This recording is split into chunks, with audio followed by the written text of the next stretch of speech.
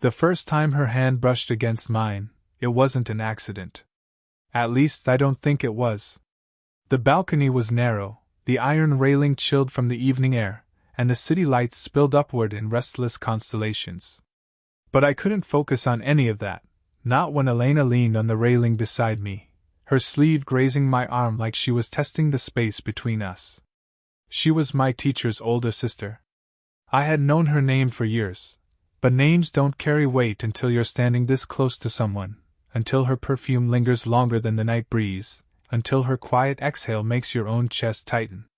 "Funny," she said softly, her voice like something practiced yet fragile. "I've stayed in this hotel before. The view never looked this good." Her words should have been casual. They weren't. I turned my head, caught the curve of her mouth. She didn't look at me right away. Only after a beat too long did her eyes flicker, and when they did, they didn't leave mine. I was 23, and every part of me wanted to answer her with something clever, something bold. Instead, I swallowed. "It's a nice city," I muttered, as though the streets below mattered more than the pulse hammering in my wrist. She smiled, slow, almost teasing. "The city hasn't changed." That pause. The weight of it. I knew what she meant, or I thought I did. Her posture carried both poise and fatigue, as if she'd learned the art of appearing at ease while holding back something heavier. The way her fingers tapped lightly on the railing, restless, betrayed her stillness. I wanted to ask what she was thinking, but I already knew the question would sit too naked between us. So I let silence fill the air instead. The hotel's neon sign buzzed faintly behind us. From inside, muffled laughter drifted through the glass doors. But out here, the night seemed designed only for her and me, sharper, slower, heavy with something unnamed. She tilted her head slightly, strands of dark hair catching the glow from a street lamp far below. "You're quiet tonight." I almost laughed at that. I was always quiet around her. Around anyone else, words came easy. With Elena, even breathing felt deliberate. I don't want to ruin the view," I said. Her laugh, low, unhurried, slipped into me like a secret. She leaned closer, just enough that the warmth of her shoulder erased the space I'd been pretending was safe. "The view isn't the only thing I like," she murmured. And there it was, the line that cracked the air between us wide open. I turned toward her fully now, not pretending anymore. Her eyes, steady and unreadable, held mine longer than polite conversation ever allowed. My fingers tightened slightly against the railing. Hers loosened, drifting near mine again, as though brushing past me once wasn't enough. Every instinct screamed to bridge that tiny gap. To say something braver than I ever had. To lean closer, even an inch. But before either of us could move, the sliding glass door behind us opened. A rush of brighter light spilled onto the balcony, followed by a voice calling her name. Elena straightened, hands slipping back to her side as if nothing had happened. Her expression didn't give her away, but when she turned to step inside, her eyes flicked toward me once more, quick, sharp, full of a promise I wasn't sure I was ready for. I stayed frozen at the railing, the city forgotten. My chest carried only her words, looping like an unfinished question. "The view isn't the only thing I like." And I couldn't stop wondering, did she mean me? The balcony felt different the next morning. Daylight stripped away the intimacy of night, leaving only glass reflections and the muted shuffle of hotel guests below. I told myself what happened, what almost happened, had been nothing more than late-hour imagination, a trick of shadows and wine. But then Elena appeared again, stepping out with a quietness that made the air shift. She wore her hair pinned back loosely, a few strands framing her face, and the sunlight caught faint lines around her eyes. They weren't flaws, they were stories, histories I didn't know. She leaned on the railing, the same place as before, as if claiming it. "You're up early," she said, without looking at me. "So are you," I answered too quickly. She smiled faintly, still watching the street. "Habit. I never sleep well in hotels." I wanted to ask why, but her tone had edges, like the kind of answer that didn't want company. Instead, I leaned beside her, just close enough to feel the warmth radiating from her arm. We stood like that, in silence, until she spoke again. "I was married once." The words landed heavy. She didn't elaborate right away, and I didn't know if I should encourage her or leave it untouched. Then, as if she felt my hesitation, she added, "A long time ago. It ended quietly, not dramatically. Sometimes quiet endings are worse." Her eyes stayed fixed on the horizon, but I could hear the faint tremor beneath her composure. I nodded, unsure if she wanted comfort or only air to let the confession exist. "I've never—" I started, then stopped, embarrassed. She glanced at me now, curious. "Never what?" "Never had anything serious," I admitted, fumbling with the words. "A couple of things. Nothing lasting. Nothing like what you're talking about." Her gaze softened, and for a moment, she seemed to study me as though I were younger than I actually was. "That's not a bad thing," she murmured. "You don't have to rush into the kind of mistakes people like me already made." The phrase "people like me" stuck in my chest. It drew the line clearly, reminded me of the space between us, her mid-40s, me barely past my 20s. My teacher's sister. A fact alone enough to brand whatever stirred between us as inappropriate. Yet, when her hand adjusted on the railing, her fingers brushed mine, again, not entirely by chance. And again neither of us pulled away. "I shouldn't," she began, but her voice thinned, unfinished. I swallowed, forcing steadiness. "Neither should I." The silence afterward was different than before, charged, restless, as if words themselves might betray us. I tried to look away, but my eyes kept finding her, the slight part of her lips when she exhaled, the curve of her neck when she turned. And then she shifted closer, just enough that her shoulder grazed mine. The contact was feather-light, but it sent a current through me, quick and undeniable. She must have felt it too, because she stilled. "You're making this complicated," she whispered. I almost laughed, though my throat was tight. "I think you're the one doing that." Her head tilted toward me, her breath grazing my cheek. For a second, I thought she might lean in fully, erase the space, let us fall. My hand twitched, ready to reach for hers, but she pulled back, straightening. "We should go in," she said, her voice steadier than her eyes. But she didn't move. She stayed where she was, shoulder still against mine, her hand gripping the railing as though letting go would mean surrender. I stood frozen too, caught in the quiet storm between us. The hotel doors opened behind us again, someone stepping out with a phone, barely noticing us, but by the time they left, Elena and I hadn't moved. We stayed, suspended in a silence that wasn't quite denial, wasn't quite acceptance. And then, without a word, her hand slid closer on the railing until her fingers rested just over mine. Not gripping, not holding, just covering, as if testing the boundary. I didn't move. I couldn't. The city stretched endlessly below, but all I felt was the heat of her touch, the unspoken bond sealing itself in that fragile, stolen moment. The hotel lounge was crowded, voices overlapping, the smell of coffee and cologne blurring in the air. I hadn't expected to find her there, sitting near the corner with a book she wasn't really reading. She looked up when I walked in. Just a glance, brief, restrained. Still, it hooked me. I ordered something I didn't even want just to have an excuse to stay. When I sat across from her, she closed the book and placed it carefully on the table. "You'll give people the wrong idea," she said. I tried to sound casual. "About what?" Her lips curved slightly, but her eyes didn't match the smile. "About why you're always around me." I leaned closer without meaning to, lowering my voice. Maybe they'd be right. That earned me silence. Her hand rested on the table, and I noticed the faint tremor of her fingers. She noticed me noticing and quickly curled them into her palm. Before I could say more, a voice called my name from across the lounge. One of my classmates. He spotted me, waved, started toward us. Panic flashed across Elena's face, not dramatic, just a flicker, but enough. Without thinking, I leaned closer, lowering my head like we were deep in a private conversation. "Don't," she whispered sharply. Her breath brushed my cheek, close enough to blur thought. My classmate passed by, distracted by someone else before reaching us. Elena exhaled, pulling back an inch, but the space between us felt even more dangerous now. "You see?" she murmured. "This is what I meant." I nodded, though my pulse was still racing. "And still, you didn't tell me to leave."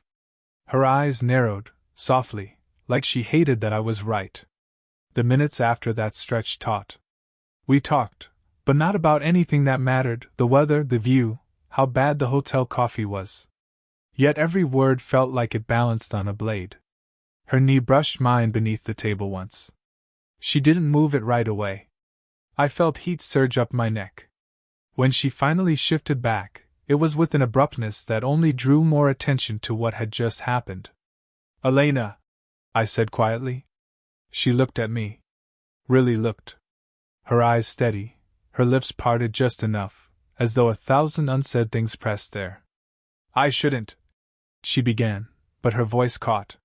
"You keep saying that," I whispered. Her hand moved, almost without her permission, resting briefly on my arm. The weight of it, the warmth, was more than any kiss I'd known. My body leaned forward instinctively, my face so close to hers that I caught the faint trace of mint on her breath. Her lashes lowered, her lips just a heartbeat away. And then her phone buzzed on the table. She jerked back, grabbed it, as though the device itself had rescued her. I sat frozen, pulse pounding, watching her compose herself. She read the message quickly, pressed the screen dark, then looked at me again. "We can't," she said. Her voice was steady now, but her hands betrayed her, fingers tightening around the phone, knuckles pale. I nodded, though neither of us moved away. In fact, we leaned closer again, pulled by something neither of us named. We didn't kiss. But when her hand lingered on mine for a single second longer than it should have, it felt like we had. The rain came without warning. By the time I reached the hotel balcony, droplets streaked down the glass doors, soft drumming echoing against the iron railing. Elena was already there, arms folded, her blouse damp at the shoulders where the mist had reached her. She didn't turn when I stepped out, but I saw her stiffen slightly, like she'd known I was coming. "You'll get soaked," I said. "Maybe I want to," she answered, her voice low, steady. I moved closer anyway, until the rain dotted my sleeves too. She glanced sideways at me, and something in her eyes, something restless, kept me rooted. "Elena," I started, but she shook her head. "You don't understand," she cut in. "This isn't harmless. You'll think it is now, but later, when people talk, when it gets complicated." Her words faltered, and I realized her hands were trembling where they gripped the railing. Without thinking, I reached out, covering one with mine. She didn't pull away. "I don't care what people say," I whispered. Her laugh was soft, humorless. "You should." The rain thickened, spattering against our arms. I turned, forcing her to face me. Her eyes flickered down to my mouth for the briefest second before snapping back up. "Tell me to stop," I said. She held her breath, lips parted. She didn't say it. Instead, her hand lifted, tentative, brushing a strand of wet hair from my forehead. Her fingers lingered against my skin longer than they should have. My chest tightened. "Elena," I murmured, her name heavy on my tongue. "You don't make this easy," she whispered, so close I felt her breath graze my jaw. "I'm not trying to." That broke something in her. She stepped closer, her body brushing mine. The scent of rain and her perfume tangled, dizzying. I slid my hand to her waist without thinking, and she didn't move away. Instead, she leaned, almost against me, like her strength was thinning. "This is wrong," she said, though her voice was barely sound. "Then tell me to stop," I repeated. Her silence stretched, a charge beat. I felt her fingers at my collar, the faintest pressure, as though testing what it would feel like to pull me closer. "You're too young," she whispered finally. I smiled faintly, shaking my head. "And you're too impossible." Her laugh broke halfway into a shiver. I tilted my head, lowering my voice near her ear. "Why are you still here, then?" Her breath hitched. I felt it against my cheek, warmer than the rain. Her hand rose again, this time brushing hair from her own face, but when it fell, it landed against my chest. The contact was so light it might as well have been nothing, except it wasn't. We were close enough now that I could see every detail. The way her lashes clung together in the damp, the faint line of her teeth pressing against her lower lip. Because, she finally said, I don't trust myself to leave. Her confession struck harder than any kiss could have. I froze, the weight of it pressing into my ribs. Elena! Before I could finish, she rose on her toes slightly, face lifting toward mine. Our mouths hovered apart, no more than a breath between them. And then, a sharp knock on the glass door behind us. We jerked apart, spinning toward the sound. Someone stood inside the lounge, framed by the rain-streaked glass, looking right at us. The knock still echoed in my head long after the figure behind the glass retreated. Elena and I hadn't moved for several seconds, frozen in the half-light of rain and neon. When the moment finally cracked, she stepped back first, arms folding across her chest as though she could hide the tremor in her hands. It was just a coincidence, she said quickly, too quickly. They didn't see anything. But her eyes betrayed her. Wide, unsettled, a storm barely contained. I swallowed hard. And if they did? Her silence was the answer. Inside, laughter rose from the lounge again, muffled through the door. Someone passed by, shadow stretching across the balcony floor, and Elena shifted even further from me. The space she created felt worse than any accusation. Elena! She cut me off. Do you know why I really came on this trip? The question struck oddly, her tone sharper than I'd heard before. She leaned back against the railing, looking not at me but at the sheets of rain falling into the night. I hesitated. Because your brother, my teacher, invited you. Her laugh was brittle, humorless. That's what he told you. I froze. She turned toward me then, eyes locking onto mine with an intensity that burned through the damp air. He didn't invite me. I invited myself. He wasn't supposed to tell anyone, but I needed to get away. To breathe. She looked away again, her throat working as though swallowing words she didn't want to spill. And then I saw you. Her confession left me unsteady. My chest tightened, the ground tilting beneath her words. So, this isn't... I started. Accident? She finished, her voice low. No. The silence after that was crushing. Every sound outside, the hiss of tires on wet pavement, the buzz of the hotel sign, seemed to sharpen the tension between us. I stepped toward her, not trusting my voice, only the ache in my chest that demanded closeness. She stiffened, but didn't move away. My hand brushed hers as I reached for the railing beside her. Her fingers twitched, then curled around mine before she even realized it. You can't say things like that, I whispered. Her laugh cracked, fragile. And yet I did. I studied her face, damp hair plastered against her temple, lips pressed tight as though holding back more truths. I wanted to press her, to demand the whole story, but the way her body leaned toward me gave me an answer she wasn't ready to voice. Elena, I murmured, softer now. Then why keep pushing me away? She looked at me then, truly looked, with eyes that no longer tried to disguise their longing. And yet her body betrayed her conflict. She shifted back half a step, only to sway forward again, like she was caught in the gravity between us. Because, she said finally, I don't want to ruin you the way I've ruined myself. Her words cut deeper than the rain's chill. I reached up, almost without thought, brushing wet strands of hair back from her cheek. My fingers lingered, tracing lightly against her temple, and she closed her eyes at the touch, just for a second, as though surrendering would undo her. When she opened them again, the fire was back. If anyone finds out, she whispered. Then let them, I said, voice breaking on the risk. Her lips parted, breath catching, and I swore she was about to close the last inch between us. But instead, she stepped around me, brushing so close her shoulder grazed my chest. The contact left me trembling, rooted in place. At the door, she stopped, one hand on the frame. Without turning, she said, Meet me tomorrow. Not here.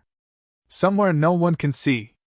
And just like that, she was gone, leaving me drenched on the balcony, my heart pounding with a decision I couldn't take back. The cafe was nearly empty when I arrived, tucked on a quiet street far from the hotel. The rain from last night had left the air sharp, the pavement gleaming, and I felt the weight of every step as though I were walking towards something I couldn't undo. Elena was already there.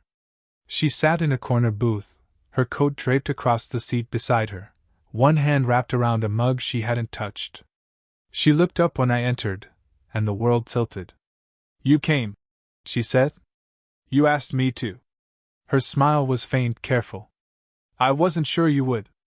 I slid into the seat across from her, but the table felt like a wall. After a moment, she pushed her mug aside and leaned forward, elbows resting near mine. The air between us grew heavy, too close for strangers, too far for what we'd become. "I can't keep pretending," she whispered. My pulse surged. "Then don't." Her hand hovered near mine on the table. She didn't touch me, but the almost of it, the warmth of her skin inches away, was unbearable. I reached out, brushing the back of her fingers with mine. The contact was light, tentative, but she didn't pull back. "Elena," I said, her name breaking rough in my throat. She closed her eyes, exhaling through her nose. "This is the part where I'm supposed to stop. Remind you of our ages. Remind myself of every reason this is wrong. And yet you called me here," I murmured. Her eyes opened again, sharper now, burning. "Because I wanted to see if I could resist. I can't." The words left us both silent. I slid closer on the bench, until our knees brushed beneath the table. Her hand shifted, slipping into mine fully now, fingers trembling as they threaded with mine. "Do you know what you're doing?" she asked softly. "No," I admitted. "But I know what I want." Her laugh was breathless, fragile. She reached up then, hesitating only once before her hand cupped my cheek. Her thumb brushed the edge of my jaw, a touch so intimate it made my chest ache. I leaned in, and she didn't stop me. The scent of her filled the space, coffee, rain, something warmer. My lips hovered just shy of hers, and for a moment neither of us breathed. "This will change everything," she whispered. "Good," I whispered back. And then the distance closed. Not a desperate kiss, not reckless, but a surrender, slow and trembling, as though every second carried years of hesitation. Her lips were soft, unsure at first, then deeper, answering the hunger that had lived in silence for too long. When we pulled apart, she kept her forehead against mine, her hands still holding my face. "God," she breathed. "What have we done?" I tightened my grip on her hand, refusing to let go. "We finally stopped lying." Her eyes shone when she pulled back just enough to look at me.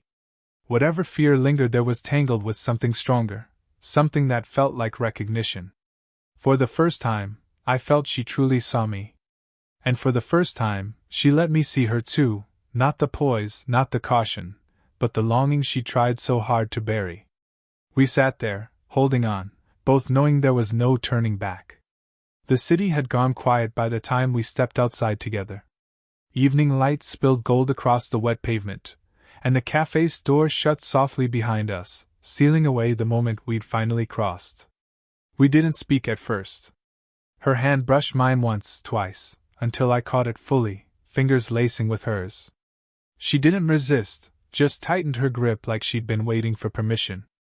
"Elena," I said, her name sounding different now, heavier, truer.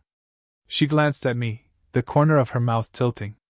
"You keep saying my name like it's supposed to explain everything. Maybe it does." Her laugh was soft, worn at the edges. She shook her head, but she didn't let go of my hand. We walked slowly, every step echoing louder than the street around us. "You're still too young," she said after a moment, but her voice lacked conviction. I stopped us, tugging her gently closer.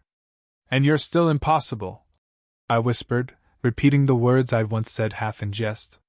This time, she smiled fully, eyes crinkling, a rare glimpse of ease. The years in her face didn't distance me, they pulled me nearer, made me want to hold her tighter. she sighed, shifting until she was right in front of me. Do you know what scares me most? That you'll regret this? I guessed. Her eyes flickered down, then back to mine. No. That I won't. The honesty of it unraveled me. I stepped closer, my free hand brushing her hair back, fingers lingering against the side of her face. She leaned into the touch, tentative, but real. Elena, I murmured, we've both been afraid long enough.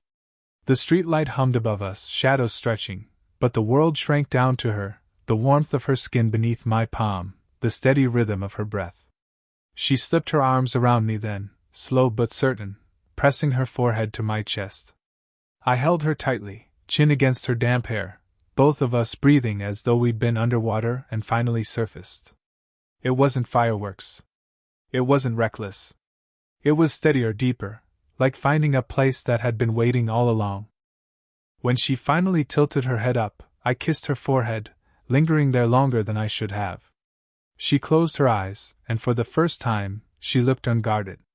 Maybe we don't need to know what comes next, she whispered.